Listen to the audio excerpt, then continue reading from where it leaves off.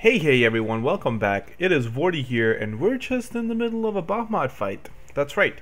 Actually, the reason I wanted to start the video off like this is for a particular reason, is because of Miley Cyrus. So currently, Miley Cyrus is wearing just the Draco Spike. I was gonna put dual wield, but then I forgot. But this is what he's wearing right now. He's at 618, so we're just gonna do some damage to him. So right now, he's been imperiled and full broken without the defense. For whatever reason didn't land. We'll just make sure it lands. Oh, never mind. You can't break the defense. I lied! So we're just gonna do the highest costing one. Let's see how much he hits for. 443,000. So I can probably get that to like 700 if I made him dual wield and maybe some better gear, but that's pretty much what he's packing. And then my Orlando is 101, so he's the big boss right now. Anyways, I just wanted to show you guys that if you do have Miley Cyrus, you should definitely level him up because he is an absolute truck on dragons because of his killer effect. Overall, he's pretty easy to gear because you do get his trust mastery technically for free. So yeah. But anyways, the reason you guys are here, the reason you got baited into this video, get out of here, is the news. There's some good news coming out there. Actually, wait, you know what? I don't want to say that. I don't want to say it's good news, but it's news. News nevertheless. Alright, so Gill Snapper Cave is going to be coming around, so if you are poor, make sure you jump in on that cave and get some of that Gill to become a gazillionaire, or you can just find the, what do you call it, farm the raid and just summon the turtles. Next one here is actually some good news. This is a trial, a Vortex trial that is global exclusive. So the Japanese version doesn't have this, so there is no strategies out there currently in regards to this event. So following the maintenance tomorrow, this is going to be a quest that's going to be available.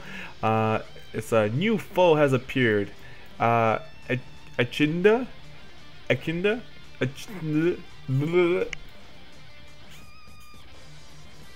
whatever you want to call that there. So I'm gonna call it Ashidna. I'm gonna call it this creepy lady sitting here. I think I butchered that name long enough. But anyways, so essentially it's a demon. This girl's a demon. I think it's from Final Fantasy 3, if I remember correctly. Final Fantasy 3? Girl. It's been so long. Can't remember. Anyways. Very creepy looking thing. Honk honk honk honk. Yeah, so it's a demon, and like I said, it's a global exclusive. What that really means to us is that we don't really know any current strategies. The only thing we can really go off right now is that our little Koopa friend is telling us here, abilities that cure status ailments are particularly effective. It's very interesting that this also came out around the same time that REM is being introduced. But we also have other characters that can still do the same thing. You have, what do you call it? You have Ling as a support unit. You have Cloud of Darkness as a support unit. You have Luca who does a heal and removes some status ailments. And then on top of that, you're gonna have Rem right now who does a heal plus remove some status ailments. So this is kind of cool. It just means that there's gonna be some debuffs on there. We're gonna have to kind of see what kind of debuffs those are after maintenance tomorrow. The other thing here is that the demon killer is going to be effective. So having Diablos equipped, any demon killer abilities that are going to help you deal more damage against demons is going to make this quite unique. So yeah, I'm actually pretty interested to see what's going on. So let's take a look at the rewards for completion of this demon that's got, like, look, it's like these nails, man. That's so creepy. It's like a snake vine with bats and a long tongue that sparkles. Ugh, girl, gross. Ugh. Ugh. Okay, so for beating it in advance, you'll get 100 lapis. Beating it in pro, you will get a summoning ticket. Beating an elite here is got an assassin's vest. This vest actually looks pretty cool. So it gives defense 40, spirit 20, which is nice. Defense is good, spirit is good. It also nullifies poison and paralysis, which actually kind of makes me think that you kind of want to have this item equipped on your units if you are going for like the elite version to try and complete the quest rewards. I'm kind of thinking about it, but enables evade. So essentially, it's gonna give you evasion. How much? I don't know. If it's evade like what we have in other units that have evade, then it's gonna be 20 or 25%, I think. Right? So if it's giving you 20% or something, that's crazy. On a body, man, then anybody can do evasion tanking. But to be more realistic, it's probably gonna be like 10%. Or 5. Like 0.5 to be real. But anyways, this is a very interesting item for evasion building, and what the percent of this is going to be very interesting. But overall, even if this wasn't here, this item is actually not that bad, especially when it nullifies 2 status ailments. Then you're looking at the rewards, the quest rewards here. So by defeating our little demon friend here, whose name I'm butchering, and most of you are going to make in the comment section below saying, Vortie, you're killing it, it's called this, it's pronounced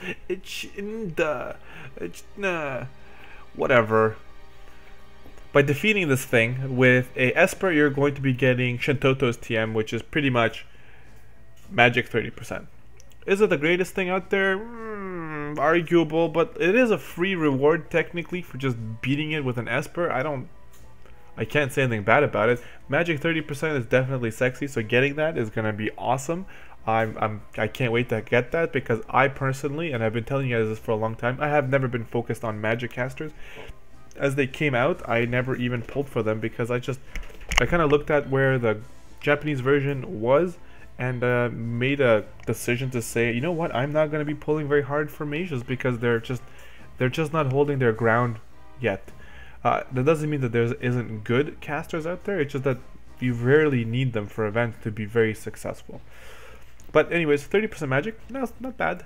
Beating it with 5 people or less, this is a good reward. 10% trust Moogle, nice. And if you don't use any items, which I think most people will be able to do it without any items, if you bring the right support units, then you're gonna get 2 summoning tickets, which is pretty good.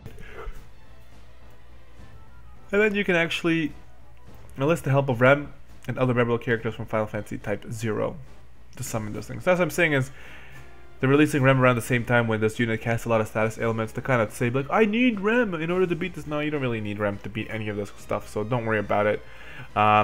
So as you guys can see here, this is kind of what we're going to be talking about next. It's going to be the 19 millionth Final Fantasy Type 0 event. Alright, so let's look at the event. It's called the Battle of Judeka, whatever you want to call it. There's a little bit of story there, you can read that on your own. So essentially this is part 3 of the Type 0 event, and this should be the last one, because the Japanese version hasn't gotten anything, and I've seen people joking around saying like, yeah, well, it's gonna be Type 0 part 4 global exclusive. You know what?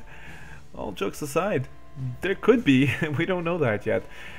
But on Friday, we're going to be hunting for blue Phantoma this time around. We have hunted all the other colors so far, so we're gonna go for the blue. The rewards are pretty much the same as previous.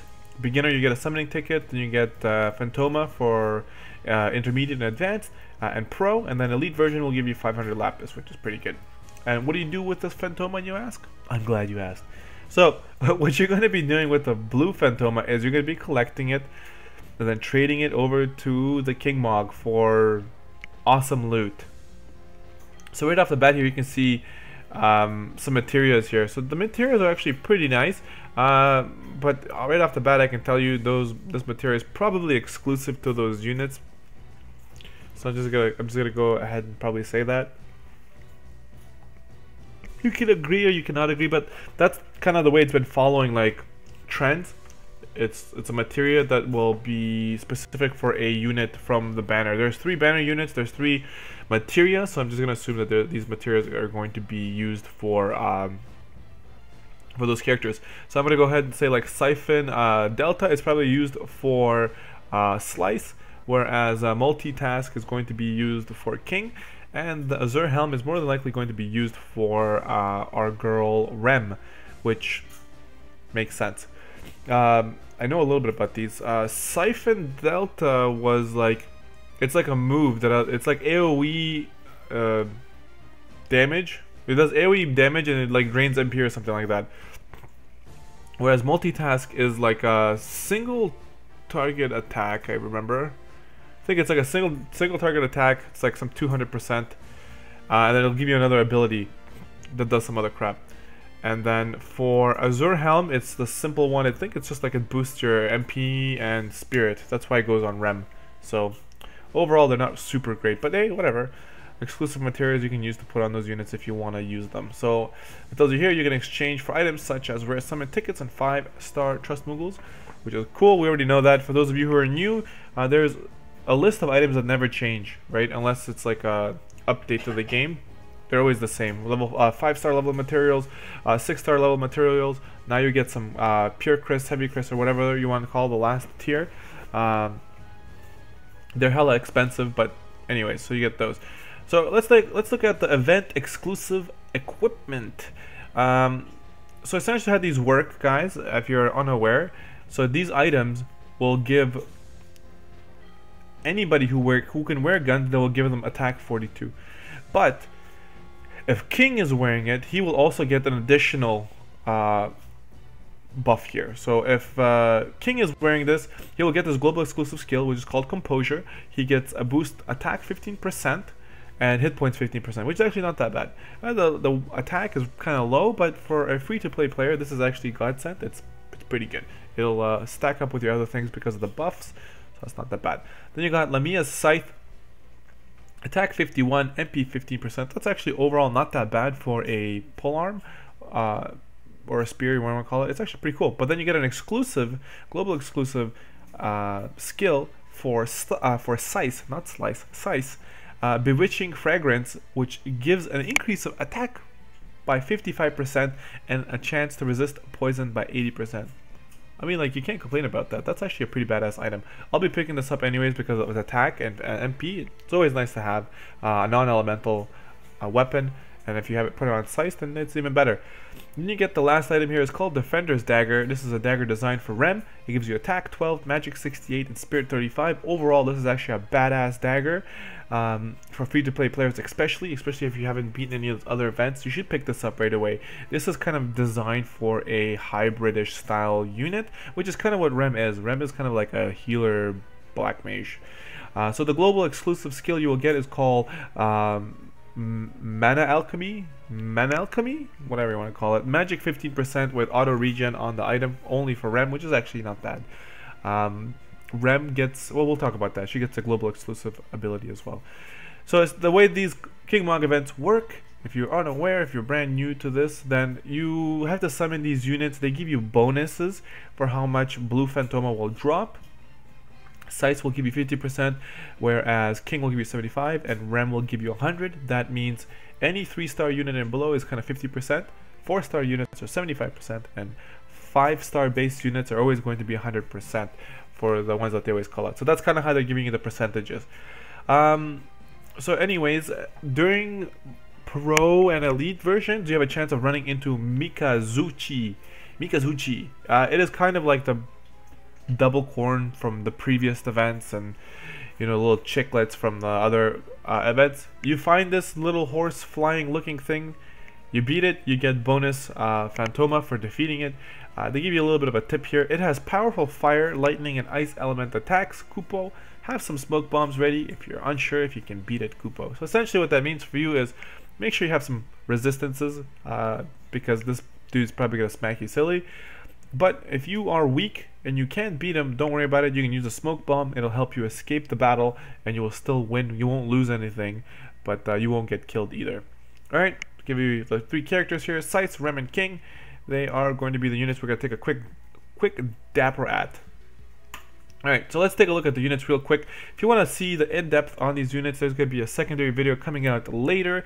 It'll be the one right after this one, or whenever that is going to come out, and then I'm going to kind of talk about them in depth. So consider this to be an event review or preview, right? So it's just going to be looking at what we see here. So these are 3 characters. Rem is going to be the big kahuna, followed by King, then Scythe. So major boost to drop rates means nothing. It means you're going to be getting shadows most of the time, and then if you're really lucky, you'll get a fully leveled shadow. Alright, so as you guys can see here, Rem is considered, as you can see in the center here, is a healer. She's like a healer, a little plus with like wings, so you can see she's a healer. They're saying she's a healer. However, she is a mixed batch of tricks. Her overall stats, as you can see, Spirit is pretty high, Magic is pretty high, her defense is MP is really high. So these three stats here are very high, which puts her in a position of being a hybrid Magic healer, not like we have like Noctis, who's a hybrid physical Magic healer. So this is like kind of like not a new addition, but this is more prominent. Like she's got way better skills and can actually hold her own. She can go become a healer and she can become damage because both stats are pretty strong. Overall, I think she's pretty cool. Should you break your piggy bank and go for her? I wouldn't say it because there's other units that are easier to get that will do the same trick that she'll do. I'll explain that in a minute. So her Trust Mastery is called Love. She gets hit points and MP plus 30%. Overall, this is an okay TM. Like I said, it's not going to be game breaking. And if you're struggling to have hit points and MP, you have a bigger problem. I mean, most of the events up to date have been kind of like cheesable. So I mean, to stack up lots of hit points and MP is not really going to be your biggest priority. I mean, I did it the previous event where I stacked MP on Cloud of Darkness, and then kind of used Cloud of Darkness as my support. But I mean, could I have done it without it? Yeah, because we have other items that help you kind of refresh your MP in a way where you don't really have to rely on having tons of MP. You can just rely on having those other items, like for example having a Soluna ring and a Vestment of the Mind. Vestment of the Mind is from our boy Aiden. It was free, and the Soluna ring is from a exclusive event that you could have gotten. And if you have it, then look, putting 2 of those items on a healer is way better than having a ton of MP. If you don't believe me, watch some of my videos where my Refia is in my event. Not only Refia, but like Yestola as well. I put one of the items on them and I just make them heal and just buff now and then, and they stay at full MP the whole fight, during the whole trial of Bahamut, during the whole fight of Gilgamesh. They don't lose any MP. If you make it strategic, there's no reason to buff that up. It's the same idea as like hit points. Some people are like, oh, I'm gonna buff hit points on my tank and make them have a ton of hit points. But when an attack is a percentage based attack, who the hell really cares how much hit points you have? The best thing is to make a mixture of like defense and hit points. Or like in our current event with Bahamut Trial, you want to make a mixture of spirit and defense, because he mostly does magic damage, but he also does a little bit of physical damage. So you just want to be strategic about that. So overall, the TM, in my personal opinion, it's okay. It's not game breaking. Featured ability that we have here is called Undying Wish, automatically revives an ally. So the way this works is you cast this spell on a unit, and for 3 turns, if that unit gets killed within those 3 turns, they will revive. Right, and I think it's 80% if I remember correctly. So yeah, it's not that bad. They'll revive, yeah, like 80%, something like that. Some global exclusive we're getting here is called Twin Daggers. It gives dual wield to Rem, so she can wear 2 short swords, which is not bad. She also gets Boomerang Dagger, which is a magical attack from the looks of it. It deals magical damage and powers up magic, so I'm going to assume it powers up magic. It doesn't say that, but we won't know till tomorrow because it is global exclusive. This doesn't exist anywhere else, so it's just me doing a little bit of guesstimation. Is this a nice change to Rem? I think this is going to help her unlock some potentials to be able to do more magic damage, because dual wielding short swords will allow her to use something like letter and arms, right? She can do stuff like that by wearing something else as well. But we'll see what people really do with this.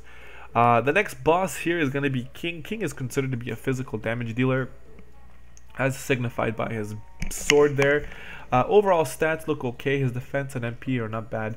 Hit points is okay. The attack is really where he sits at the highest here, 239. So I have a little bit of experience with King, as I did pull him early on when I was playing the Japanese version. What do I think of him? I honestly don't think he's very good. He's kind of a waste in the Japanese version. I leveled him up to max, and he was literally replaced almost immediately because of the lack of guns, a lack of weapons that I was able to use for him. So for myself, his selection of gear was just doo-doo. He could use like daggers, throwing weapons, and guns. That's it.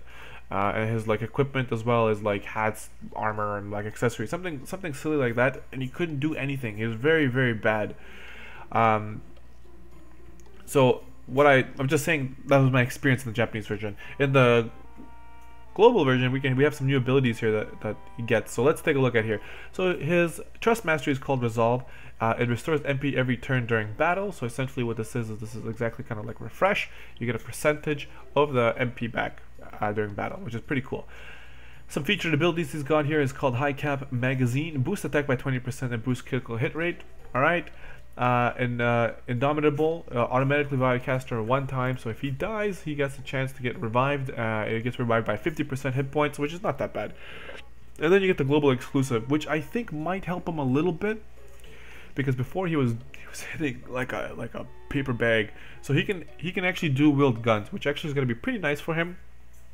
I don't think this is going to change and make him like this huge, amazing unit, but he gets a little bit more potential. And the reason I'm saying he's not going to be this huge, massive potential for a unit is because when I was leveling him, he literally had no abilities.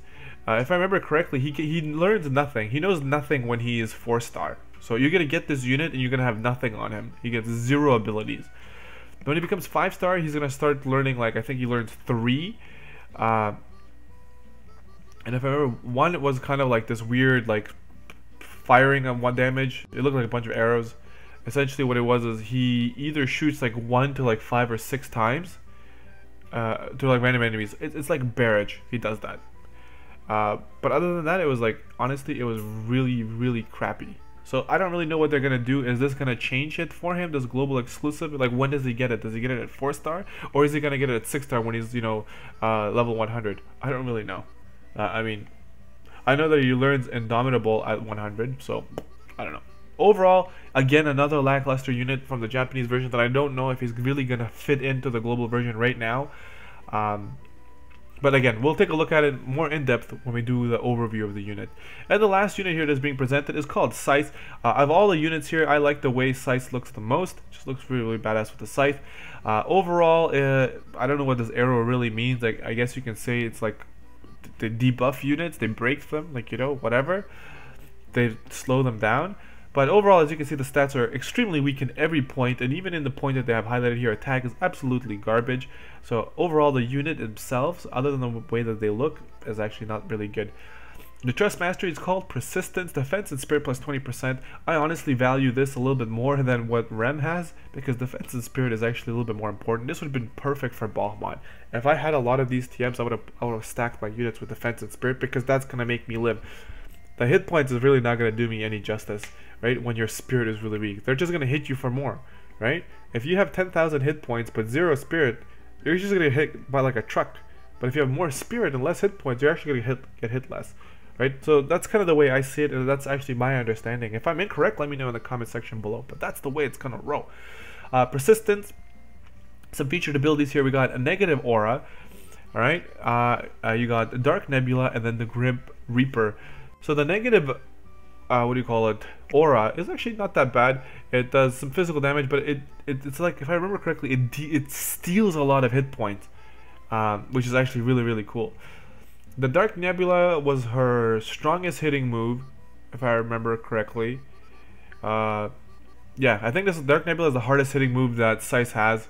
It's like a 2 multiplier or something, but it's got a chance of stopping the target by 30%, which is not that bad. And then Grim Reaper has a 50% chance of instantly KOing all the units. It's pretty cool for clearing lots of trash if they are able to be, you know, have death casted on them. So it's not that bad. But overall, the unit themselves, not very good. My final verdict as far as the banner goes, the banner itself is actually not very good. The global exclusive, what do you call it, abilities, give it a potential to have something, but honestly, I would probably wait a little bit before pulling for any of these. Like, Scythe looks really badass, King just looks absolutely badass with his 2 guns and stuff, Rem is okay with her daggers and whatever, but overall, guys, honestly, I think you should stay away from the banner. It's not going to be something that you're gonna make or break the game, alright? And like I said at the start, I'm gonna give you a little bit of advice here. Rem, she can actually heal status ailments, but so can Luca, so can Ling, so can these other units that already exist in the game that are not 5-star based units. They're a lot easier to get, okay? So just think about that carefully before you just throw away all your lapis. The 1-year anniversary is around the corner. We're going to be getting something for sure. It's just a matter of what. They are pumping a bunch of global exclusive things here, trying to keep engaging the global audience, so we should be getting something for that 1-year support break, right? So expect something good. If they don't give us something good for the 1 year, then honestly, at that point, there should be just pull whenever you want, whenever you feel that you're gonna get what you want. So unless you really love these characters, I would probably sit back and wait and only do your daily summons and maybe a few ticket summons just to get yourself the bonus units and stick with that. Alright guys, so that's going to be the quick overview here. I know it's not super quick, it was like about 25 minutes, but we covered everything. We talked about all the new things that will be coming out this week. If you want to see a little bit more in-depth when I talk about the characters and their abilities and some potential of what's going to happen, you can take a look at that in the next video coming up. So I'll catch you there if you want to take a look at that. Otherwise, after the the maintenance is finished, then everything will be up to date. There'll be no secrets. Then take a look at the video that's going to be coming out after that, where it's going to be no secrets. And then I will tell you exactly what it is if you are unaware of it, so maybe that way you can fill that gap of knowledge with that video. Alright guys, thank you so much for sticking around. If you're new to the channel or old, definitely hit that like button and subscribe button. Stick around for future content. Help support the channel and make it grow. And let me know in the comment section below, are you guys excited about this new banner? How do you feel about it? Are you sick of Final Fantasy Type 0? And honestly, in your personal opinion, do you feel that we're going to be getting a global exclusive Part 4 Final Fantasy Type 0 event? I personally think we are. So let me know what you guys think in the comment section below, guys. I will see you in the next video. This is Vortie, and I'm out of here. Peace.